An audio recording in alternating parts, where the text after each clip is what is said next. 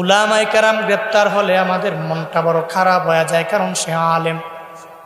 কিন্তু একটা সময় আল্লামা মামুনুল হককে যখন গ্রেপ্তার করা হলো, তার কাছে বলা হলো মামুন সাহেব গ্রেপ্তার হয়েছে, কয়ে তারা খারাপ মানুষের কারণে গ্রেপ্তার করা হলো, আমরা ভালো এজন্য। পুলিশ গ্রেপ্তার করে না দেখলে আমাদের সালাম দেয়। আমির হামজাকে গ্রেপ্তার করা হলো, আমির হামজা খারাপ মানুষ, এই কারণে তারা গ্রেপ্তার করা হলো, আমরা ভালো, পুলিশ আমাদের পাহারা দেয়। সবার কথা বাদ দিলাম, আল্লামা সাঈদীর জন্য বাংলাদেশের মানুষগুলো কি পরিমাণে পাগল পারা। এই ব্যক্তির তাফসীর শুনলে কত পরিমাণে মায়া লাগে। তাফসীর ছাড়া কথা বলে না, তিলাওয়াত কইরা কইরা কইরা কইরা ব্যাখ্যা কইরা মানুষগুলারে বুঝায়। সারা দেশে হিন্দুরা পর্যন্ত ওর তাফসীর শুইনা মুসলমান হয়ে গেল, দলে দলে দলে দলে কালেমা পইরা। যে সময় তোমাদের জন্ম হয় নাই, ওই সময় আল্লামা সাঈদী তাফসীর করে এই ময়দানটাকে চাঙ্গা করলো। ওই জায়গার মধ্যে সে বলা হলো সাঈদী গ্রেপ্তার হয়, সে নিজেই বলেছে সাঈদী গ্রেপ্তার হয়েছে তো ভালো হয়েছে, যারা খারাপ তাদেরকে গ্রেপ্তার করা হবে, আমরা ভালো মানুষ আমাদের গ্রেপ্তার করা হয় না। এখন যে গত 2 দিন আগে পুলিশ খালি তাহিরের দৌড়ায়, তাহিরি দৌড়ায় হাওর দিয়া পালায় কে, এর মানে বোঝা গেল ডাল মে কুচু কালা হে। ওপর দিয়া যতই বললেন পুলিশ আমাদের সাপোর্ট দেয়, পুলিশ আমাদের ভালোবাসে, মূলত পুলিশ তো আপনাদের মন দিয়ে ভালোবাসে না। কেন ভালোবাসে জানেননি? ওই যে টাকলা মুরাদের সাথে সম্পর্ক ভালো, ডিবি হারুনের সাথে সম্পর্ক ভালো, ওই বয়ে পুলিশেরা সাপোর্ট দেয়, মোহাব্বত করে।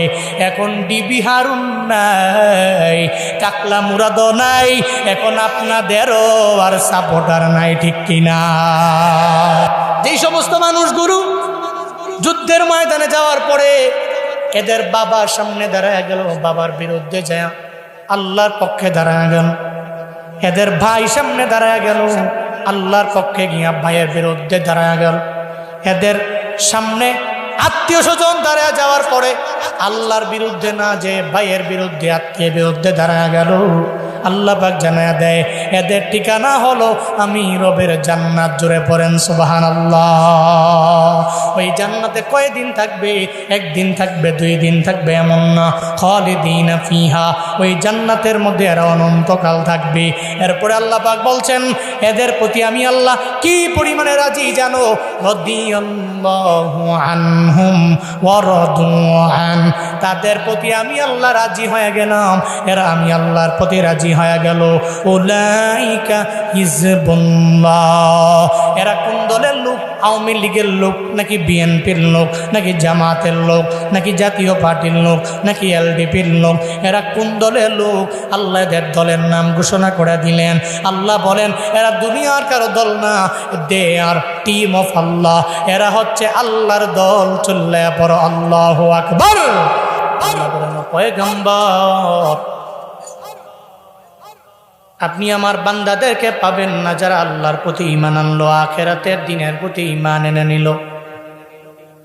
যুদ্ধের ময়দানে যাওয়ার পরে যদি এদের সামনে ওয়ালাউ কানু আবাহুম, এদের বাবারা দাঁড়ায় যায়, আও আবনাহুম, যদি এদের সন্তানরা এদের সামনে দাঁড়ায় যায়, আও ইখওয়ানাহুম, যদি এদের ভাইরা এদের সামনে দাঁড়ায় যায়, আও আশিরাতাহুম, অথবা তার ক্লোজ আত্মীয় স্বজনেরা যদি যুদ্ধের ময়দানে কাফের অবস্থায় সামনে দাঁড়ায় যায়, এরা ভাইয়ের বিরুদ্ধে যুদ্ধের ময়দানে যুদ্ধ করার জন্য তরবারি ধরে নেয়।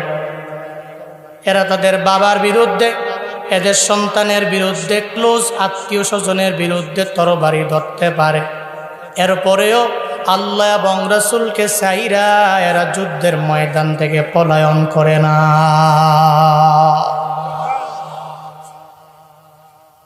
আল্লাহ পাক বলেন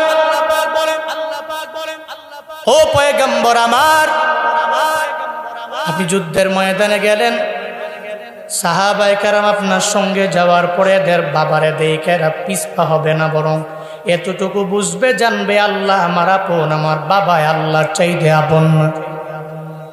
আমার ভাই আমার আপন হতে পারে, কিন্তু আল্লাহ এবং রাসূলের চাইতে আমার বেশি আপন হতে পারে না। সব আমার আপন হতে পারে, কিন্তু আমার